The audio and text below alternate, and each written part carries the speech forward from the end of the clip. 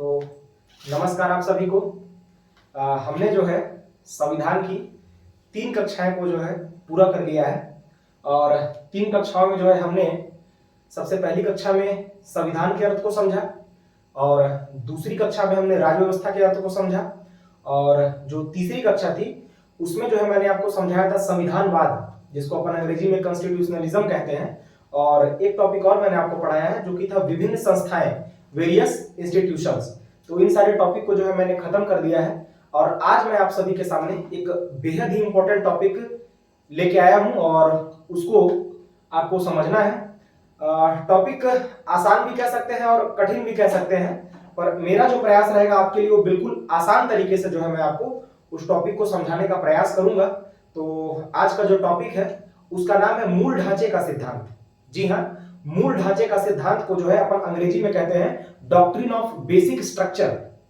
ये बहुत ही इंपॉर्टेंट सिद्धांत है, इसको अपन को जो है आज समझना है। तो टॉपिक जो है मैं बोर्ड पे लगा देता हूं, मूल ढांचे का सिद्धांत, जिसको अपन जो है डॉक्ट्रिन ऑफ बेसिक स्ट्रक्चर के नाम से जानते हैं।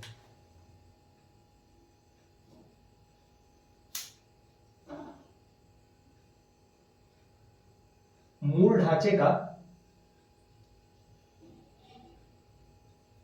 सिद्धांत, इंग्लिश में इसको अपन कहते हैं डॉक्ट्रिन ऑफ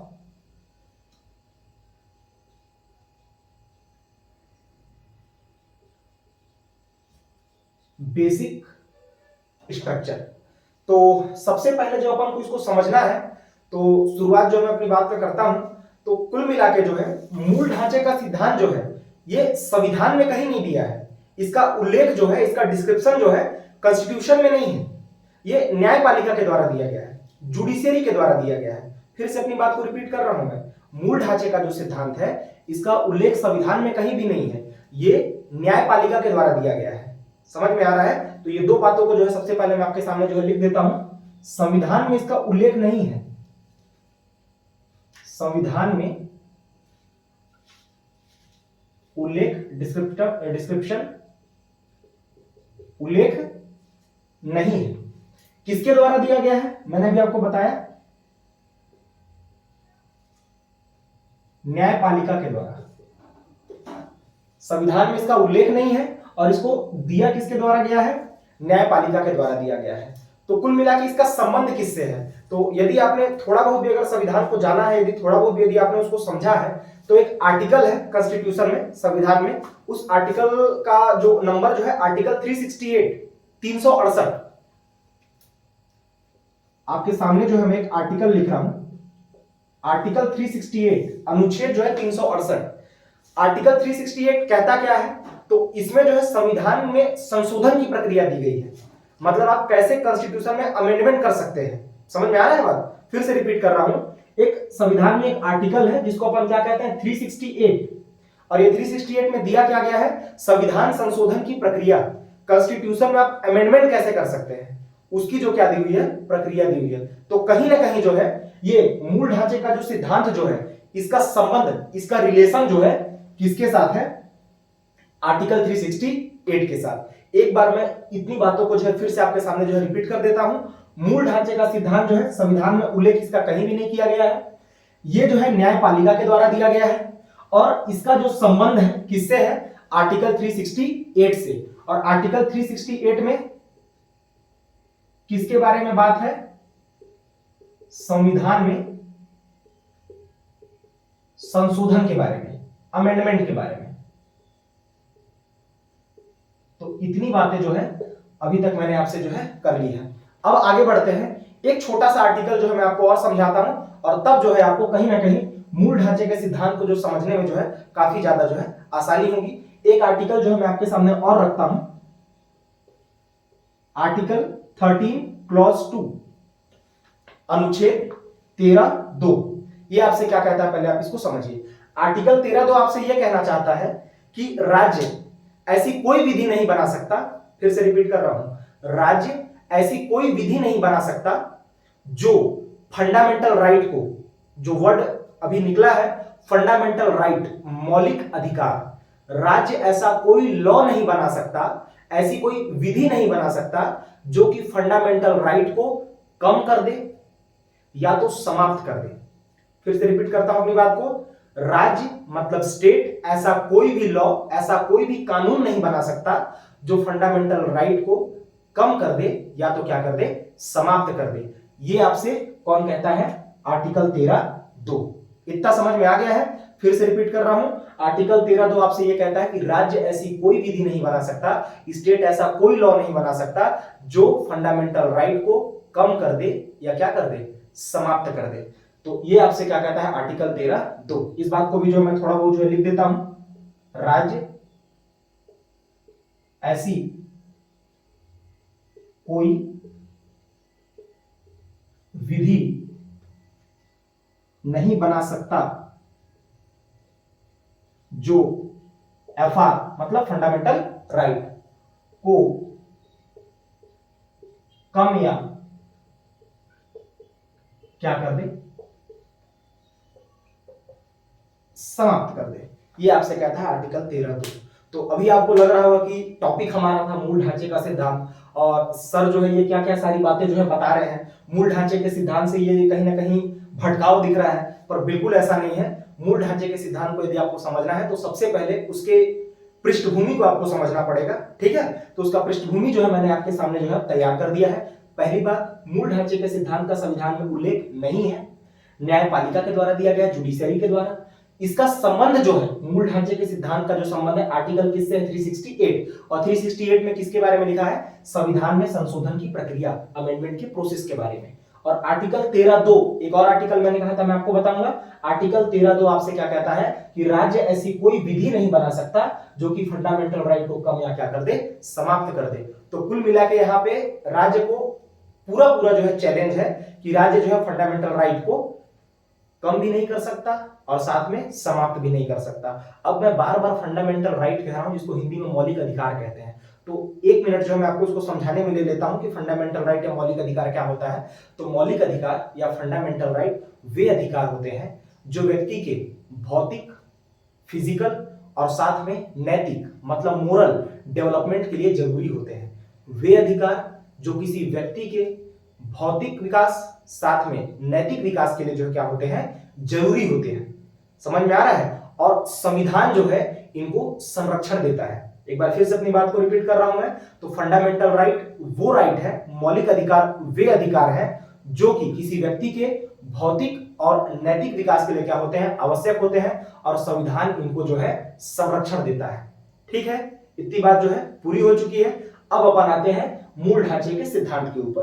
तो यहाँ पे 13(2) में जो बात जो लिखा हुआ है कि राज्य ऐसी कोई विधि नहीं बनाएगा जो फंडामेंटल राइट को कम कर दे या समाप्त कर दे, यहीं से जो है एक डिबेट चालू हो जाता है, एक यहां से विवाद स्टार्ट हो जाता है कि क्या हम फंडामेंटल राइट में संशोधन कर सकते हैं कि नहीं कर सकते हैं, क्या हम मौलिक अधिकार में अमेंडमेंट कर सकते हैं या नहीं कर सकते हैं। तो यहीं से एक डिबेट चालू होता है और इसी से संबंधित कई सारे जो केस हैं वो सुप्रीम कोर्ट में जाते हैं। तो मैं आपके सामने जो है 3 से 4 केस आपके सामने मैं रखूंगा और उन केस को बस मैं संक्षिप्त रूप में आपको समझाऊंगा और मैं आपको यह बताऊंगा कि सुप्रीम कोर्ट ने फंडामेंटल राइट से संबंधित क्या डिसीजन दिए हैं, क्या निर्णय दिए हैं। तो एक एक करके जो मैं आपके सामने केस को जो है रखना चालू करता हूं। तो डिबेट कहां से चालू होता है, यही आर्टिकल 13(2) के बाद से, कि राज्य ऐसी कोई विधि नहीं बनाएगा जो फंडामेंटल राइट को कम कर दे या क्या कर दे, समाप्त कर दे। तो सबसे पहला केस जो है सुप्रीम कोर्ट में जाता है और वो सबसे पहला केस का नाम है शंकरी प्रसाद केस। इस केस का क्या नाम है, शंकरी प्रसाद केस, जो कि आपका जाता है 1951 में। ठीक है, तो ये शंकरी प्रसाद केस में क्या निर्णय आता है सुप्रीम कोर्ट का, इसको अपन देखते हैं। शंकरी प्रसाद केस में सुप्रीम कोर्ट ने निर्णय यह दिया कि संसद जो है मौलिक अधिकार में, फंडामेंटल राइट में संशोधन कर सकती है। ठीक है, क्या निर्णय दिया सुप्रीम कोर्ट ने कि फंडामेंटल राइट में संशोधन किया जा सकता है। ठीक है, तो मैं जो है यहां पर डिसीजन लिख देता हूं। सुप्रीम कोर्ट का डिसीजन क्या था कि संशोधन जो है किया जा सकता है। किसमें संशोधन किया जा सकता है, तो फंडामेंटल राइट में। ये टिक का निशान ये बता रहा है कि संशोधन किया जा सकता है। उसके बाद एक केस और जाता है सुप्रीम कोर्ट में, उस केस का नाम रहता है सज्जन सिंह केस। और ये सज्जन सिंह केस जो है ये जाता है आपका 1965 में। और सज्जन सिंह केस में भी सुप्रीम कोर्ट ने इसी बात को दोहराया कि फंडामेंटल राइट में जो है संसद पार्लियामेंट संशोधन कर सकती है, मौलिक अधिकार में जो है अमेंडमेंट हो सकता है। तो इस निर्णय को भी जो है अपन बोर्ड पे लिख देते हैं कि संशोधन जो है किसमें, फंडामेंटल राइट में किया जा सकता है। तो ये हो गया आपके सामने दूसरा केस। अब जो है यहां से जो है मुद्दा चेंज होना चालू होता है और तीसरा केस जो है एक सुप्रीम कोर्ट में जाता है, उस केस का नाम है गोलकनाथ केस। और गोलकनाथ केस का जो डेट है 1967 और इस केस में जो है सुप्रीम कोर्ट कहते हैं कि फंडामेंटल राइट में जो संशोधन नहीं किया जा सकता है, मौलिक अधिकार में आप जो है अमेंडमेंट नहीं कर सकते हैं। यह निर्णय किस केस में आता है, तो इस बात का आपको ध्यान रखना है, गोलकनाथ के केस में, जो कि 1967 में डिसीजन आता है कि आप जो है फंडामेंटल राइट में संशोधन नहीं कर सकते हैं। ठीक है। और एक अंतिम केस जो कि मील का पत्थर साबित हुआ कहना चाहिए, और उस केस का जो नाम है, शायद इस केस को के बारे में सभी ने सुना होगा, और इस केस का नाम है केशवानंद भारती केस 1973। जी हां, केशवानंद भारती केस 1973। ये केशवानंद भारती केस में ही जो है मूल ढांचे के सिद्धांत का जो है प्रतिपादन होता है, और इसी समय जो है न्यायपालिका एक सिद्धांत को जन्म देती है। इस सिद्धांत का नाम क्या होता है, डॉक्ट्रिन ऑफ बेसिक स्ट्रक्चर। और इस केस में, केशवानंद भारती केस में जो है सुप्रीम कोर्ट ये डिसीजन देती है कि संसद जो है मौलिक अधिकार में या तो संविधान के प्रत्येक हिस्से में संशोधन कर सकती है, मौलिक अधिकार तो दूर की बात है, संविधान के, कॉन्स्टिट्यूशन के प्रत्येक हिस्से में संशोधन कर सकती है, अमेंडमेंट कर सकती है। लेकिन वहां पे आ गया एक वर्ड, लेकिन यदि संविधान में कोई मूल ढांचा पाया जाता है, तो यहीं से ये वर्ड जो है निकला है कि यदि संविधान के किसी हिस्से में मूल ढांचा पाया जाता है, बेसिक स्ट्रक्चर पाया जाता है, तो संसद जो है उस हिस्से में संशोधन नहीं कर सकती है। फिर से मैं अपनी बात को रिपीट कर रहा हूं, केशवानंद भारती केस में सुप्रीम कोर्ट ने डिसीजन दिया, संसद जो है संविधान के प्रत्येक हिस्से में संशोधन कर सकती है। प्रत्येक हिस्से मतलब मैं कह रहा हूं, इसका अर्थ है कि फंडामेंटल राइट में भी कर सकती है अमेंडमेंट। ठीक है। लेकिन अगर कोई मूल ढांचा आ जाता है, अगर कोई बेसिक स्ट्रक्चर आ जाता है, तो वहां पे जो है संसद संशोधन नहीं कर सकती है। इतना बात समझ में आ गया है। तो केशवानंद भारती केस में जो है डिसीजन क्या आता है, संशोधन हो सकता है, संशोधन फंडामेंटल राइट में हो सकता है। कुल मिला के संविधान के प्रत्येक हिस्से में संशोधन हो सकता है, लेकिन यदि कोई क्या आ जाए, मूल ढांचा आ जाए संविधान में, बेसिक स्ट्रक्चर आ जाए, तो उसमें जो है संशोधन आपका नहीं होगा। तो ये जो डिसीजन है केशवानंद भारती केस 1973 में सुप्रीम कोर्ट द्वारा दिया जाता है। अब अपन बात करते हैं, मूल ढांचे का सिद्धांत तो आ गया, अब अपन चर्चा करेंगे कि मूल ढांचा होता क्या है, मूल ढांचा होता क्या है। तो तब तक जो है मैं इस सारे टॉपिक को जो है मिटा देता हूं, उसके बाद जो है अपन बात करते हैं कि मूल ढांचा क्या होता है।